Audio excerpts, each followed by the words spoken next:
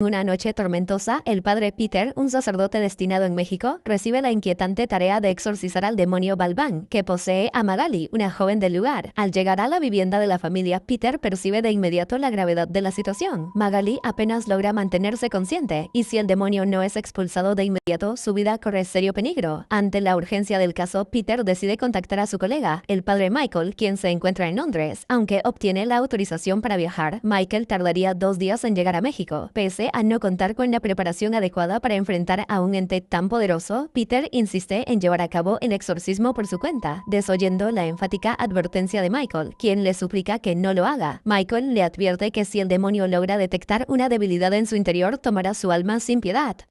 Pero Peter, convencido de su fortaleza espiritual, decide proceder en solitario y entra a la habitación de Magali. Durante el enfrentamiento, Balbán intenta corromper al sacerdote mediante tentaciones carnales, consciente de su atracción reprimida hacia la joven. Antes de iniciar el ritual, Peter coloca una cámara con la intención de documentar el exorcismo. Sin embargo, sus fervorosas oraciones parecen no tener efecto sobre Balbán, quien continúa arrojando violentamente a Magali fuera de la cama. El agua bendita resulta ineficaz, sin importar cuántas veces la aplique o cuánto insista en invocar a Dios. De pronto, Magali comienza a tocarse frente a él y, al culminar, parece que el demonio ha abandonado su cuerpo. Exhausta, se desmaya lentamente. Peter, al acercarse para asistirla, es sorprendido por la joven, quien toma su mano, lo seduce con palabras dulces y lo besa. Peter, debilitado por el deseo, sucumbe a la tentación. En ese momento, Balbán aprovecha su flaqueza y toma posesión de su alma. 18 años después, en una prisión mexicana, un guardia intenta retirar la bandeja de comida de una celda. De forma repentina, el recluso ataca atrapando su mano desde el interior y mordiéndole 2 dedos. Mientras tanto, Peter continúa desempeñando su labor sacerdotal en México. Colabora en las labores agrícolas y cuida a los niños del orfanato local.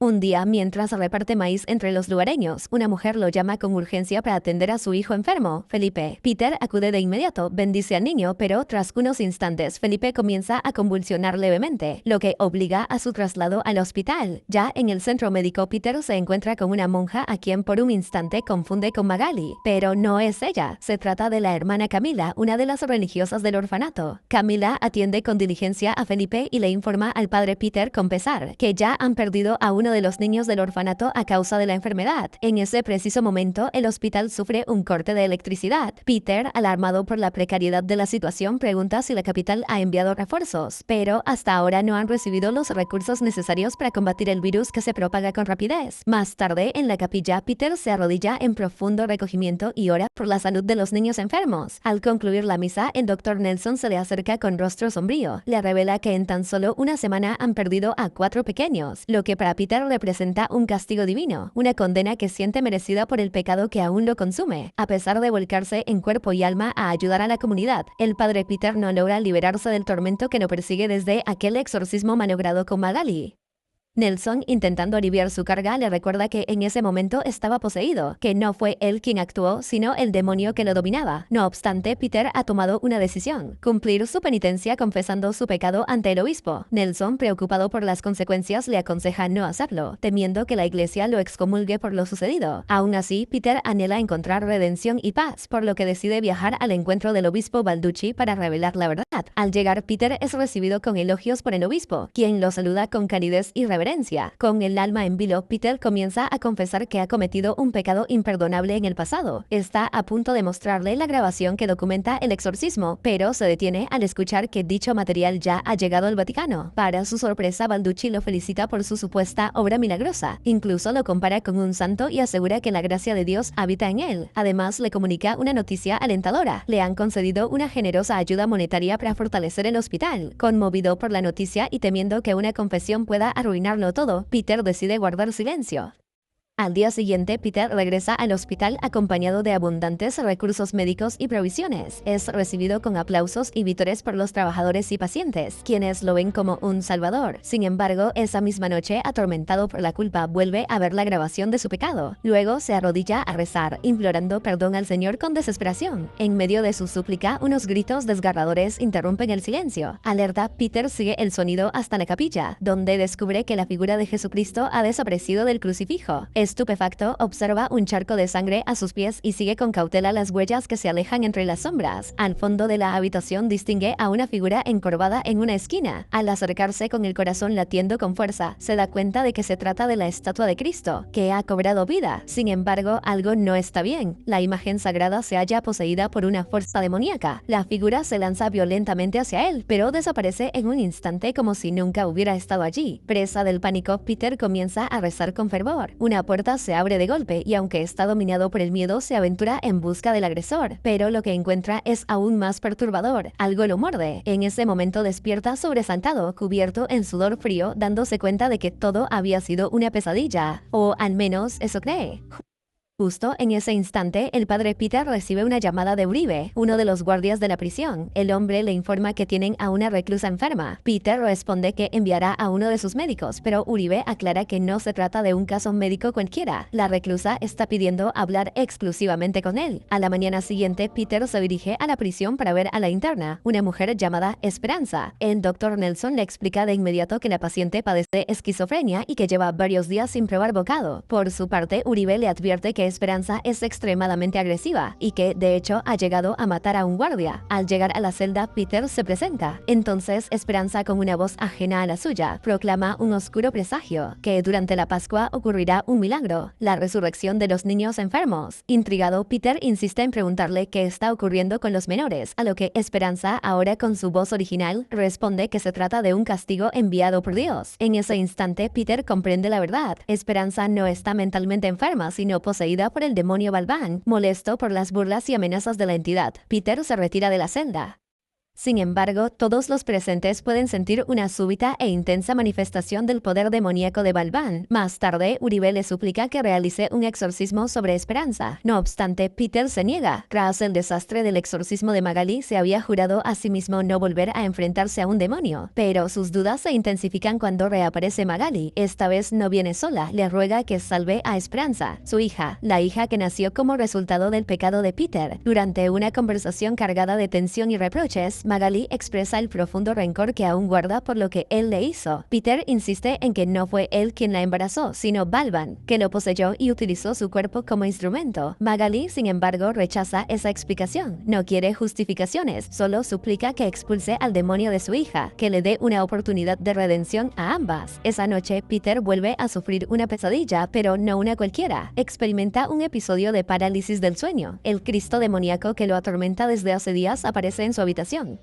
Cobra vida y comienza a estrangularlo mientras yace indefenso en la cama. En el último momento, Peter despierta sobresaltado, jadeando, con la sensación aún vivida en el cuerpo. A la mañana siguiente, al llegar al hospital, Peter recibe una nueva tragedia. El pequeño Felipe ha fallecido. Es el quinto niño que pierden en esa misma semana. El doctor Nelson se muestra impotente, frustrado al admitir que no han podido identificar enfermedad ni virus alguno que explique las muertes. En ese momento, la madre de Felipe llega al hospital. Peter intenta consolarla, asegurándole que su hijo ha sido recibido por Dios, pero la mujer, destrozada y llena de rabia, reniega de la fe y se marcha sin responder. De regreso al orfanato, Magali observa a Peter rezando junto a los niños. El momento le trae recuerdos de su época como monja. Rememora una Navidad en la que solía cantar villancicos a los pequeños antes de dormir. Entre ellos estaba una niña llamada Camila, quien una noche le preguntó por qué el niño Jesús se olvida de los huérfanos. Magali con ternura les respondió que Jesús nunca se olvida de ellos y que les había dejado regalos bajo la cama. El recuerdo se interrumpe cuando Magali se cruza con Camila, ahora adulta y convertida en hermana del orfanato. Ambas se reconocen de inmediato y se funden en un emotivo abrazo.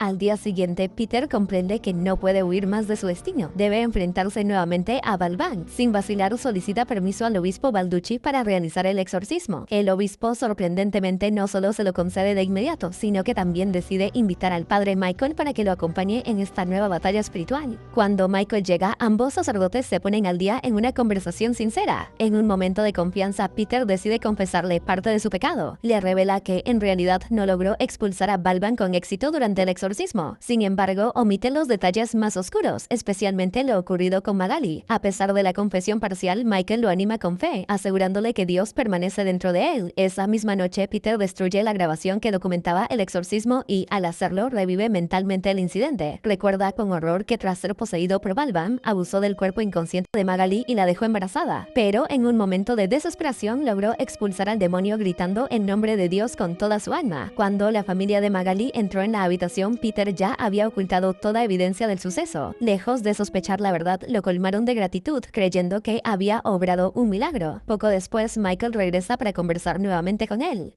Peter le cuenta sus recientes pesadillas, donde ve a Jesucristo poseído por el demonio, atacándolo violentamente. De inmediato, Michael comprende que no se trata solo de un sueño. Balban está intentando entrar nuevamente en el alma de Peter. Mientras tanto, Camila reza con devoción frente a una imagen de la Virgen María, cuando siente algo húmedo en su frente. Al abrir los ojos, descubre que son gotas de sangre y que la estatua de María ha desaparecido misteriosamente. En paralelo, Michael comparte más información con Peter sobre el demonio. Según las escrituras ocultas, Balban pertenece a un linaje demoníaco noble y tiene múltiples entidades bajo su mando. Esto sugiere que su persecución contra Peter no es fortuita, sino parte de un plan más profundo y calculado. Por otro lado, Camila, decidida a entender lo que está ocurriendo, sigue el rastro de sangre hasta encontrar un paño abandonado. Al levantarlo, descubre una grotesca representación de la figura del niño Jesús, deformada y oscura. De repente, la estatua cobra vida y comienza a avanzar hacia ella. Camila se da vuelta y por un instante la figura desaparece, pero el alivio es breve. La entidad la atrapa por sorpresa y la arrastra hacia una habitación sumida en la oscuridad. En el dormitorio de los niños, Camila irrumpe poseída por el demonio, entonando un canto perturbador. Uno de los pequeños se despierta sobresaltado y en un intento desesperado cierra la puerta, pero la puerta no impide el paso de la criatura. El canto se vuelve más siniestro y los gritos de los niños llenan el lugar. En ese instante, Peter y Michael irrumpen en la habitación. Magali, sin dudarlo, se lanza sobre Camila y logra derribarla al suelo, conteniéndola hasta que llega la ayuda. Michael demuestra una habilidad extraordinaria para realizar el exorcismo, enfrentando al demonio con firmeza mientras los niños observan aterrados. Peter y Magali se acercan rápidamente para consolar a los pequeños, y el sacerdote se da cuenta de que muchos de ellos presentan síntomas de enfermedad. Al día siguiente, Peter y Michael, acompañados por Nelson, se dirigen a la senda de esperanza. Apenas entran, el demonio que habita en ella comienza a burlarse de Peter con crueldad, asegurando que los niños fallecidos arderán en el infierno. Para contrarrestar su influencia, Michael lanza provocaciones dirigidas al orgullo de Balban, ridiculizando su poder. Las palabras hieren el ego del demonio, que reacciona con furia cerrando la senda violentamente mediante telequinesis. Acto seguido vomita sobre el padre Michael, pero este no se inmuta y continúa provocándolo con determinación.